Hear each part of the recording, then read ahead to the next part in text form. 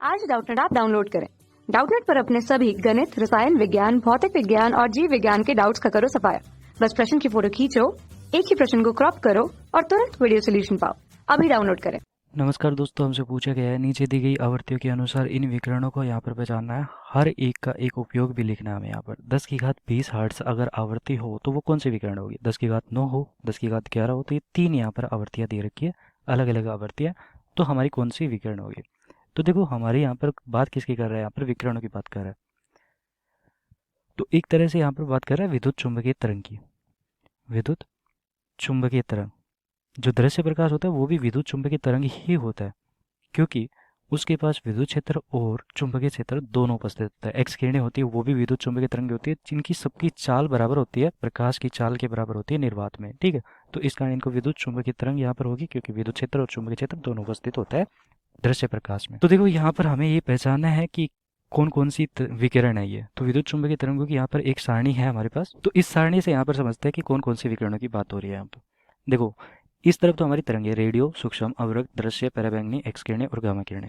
आवृत्तियों की बात कर लेते हैं। आवृत्तियों की इनकी जो परास दे रखी है वो दे रखी है। ठीक है, तो आवृत्ति ये 3 गुना 10 की घात 9 हर्ट्ज है। सूक्ष्म तरंगों के लिए 3 गुना 10 की घात 9 से 3 गुना 10 की घात 11 हर्ट्ज है। ऐसे ही यहाँ पर आवृत्ति है। देखो सबसे ज़्यादा आवृत्ति जो है 3 गुना 10 की घात 19 हर्ट्ज गामा किरणों की है। ठीक है, तो ये सबसे अधिक है। तो ये वाली सबसे अधिक है हमारे पास। जबकि यहाँ पर तरंग दैर्घ्य की बात करते हैं तो तरंग दैर्घ्य सबसे ज़्यादा किसकी है, इसकी है। किसकी, रेडियो तरंगों की, क्योंकि नीचे से जब ऊपर जाते हैं तरंग दैर्घ्य में तो हमारा मान बढ़ता है और इसमें हमारा मान कम होता है। इस नीचे की तरफ जाते हैं तो वो मान हमारा बढ़ता है। ठीक है, तो सबसे कम आवृत्ति किसकी होती है यहाँ पर। जब आवृत्तियों की ही बात करें तो आवृत्ति सबसे कम किसकी होती है, रेडियो तरंगों की। तो ये सारी की सारी हमारी क्या बनाती है, एक विकिरण का निर्माण करती है, मतलब कि विद्युत चुंबकीय स्पेक्ट्रम का निर्माण करती है यहाँ पर। और ये वाली हमारी 10 की घात 20 हर्ट्ज की बात कर रहे हैं। देखो 10 की घात 19 हर्ट्ज से भी अगर ज़्यादा हो तो वो कौन सी है, गामा किरणें। तो यहाँ पर हमारा पहला उत्तर क्या आ गया, गामा किरणों की बात हो रही है। ठीक है, तो यहाँ पर पहला उत्तर हमारा आ चुका है गामा किरणें, गामा किरणें। और देखो यहाँ पर हमारे पास कह रहा है कि 10 की घात 9 हर्ट्ज हो तो कौन सी होगी। 10 की घात 9 हर्ट्ज हो मतलब कि अगर 10 की घात 9 हर्ट्ज से 3 गुना 10 की घात 9 हर्ट्ज से भी कम हो तो हमारी जो आवृत्ति होती है वो रेडियो तरंगों की होती है। तो 10 की घात 9 तो 3 गुना 10 की घात 9 से भी कम है, तो 10 की घात 9 वहाँ पर आ जाएगी हमारी। तो ये रेडियो तरंगों की बात हो रही है यहाँ पर। ठीक है, तो रेडियो तरंग की बात हो रही है। फिर यहाँ पर तीसरा ऑप्शन क्या दे रखा है, यहाँ पर 10 की घात 11 हो तो कहाँ पर आएगी। देखो यहाँ पर क्या है कि 3 गुना 10 की घात 11 है।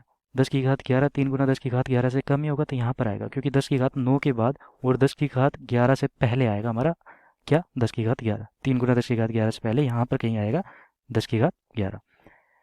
तो तीसरी बात किसकी हो रही है यहाँ पर, देखो ये किसकी थी, यहाँ पर सूक्ष्म तरंग की बात हो रही थी। तो सूक्ष्म तरंग, तो इस परास में हमारी ये अलग अलग है यहाँ पर जो आवृत्ति है वो निकाल लिया मैंने। अब देखो यहाँ पर हमारा जो उत्तर आ जाएगा, जैसे कि गामा किरणें है।